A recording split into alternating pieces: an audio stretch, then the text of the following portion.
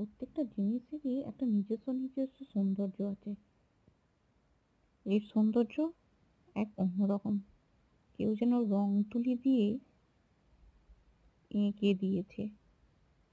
কি অপূর্ব সুন্দর কালার একটা।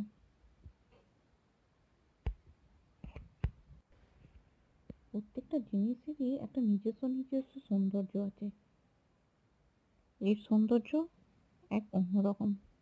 কেউ যেন রং তুলি দিয়ে এঁকে দিয়েছে। কি অপূর্ব সুন্দর কালার একটা।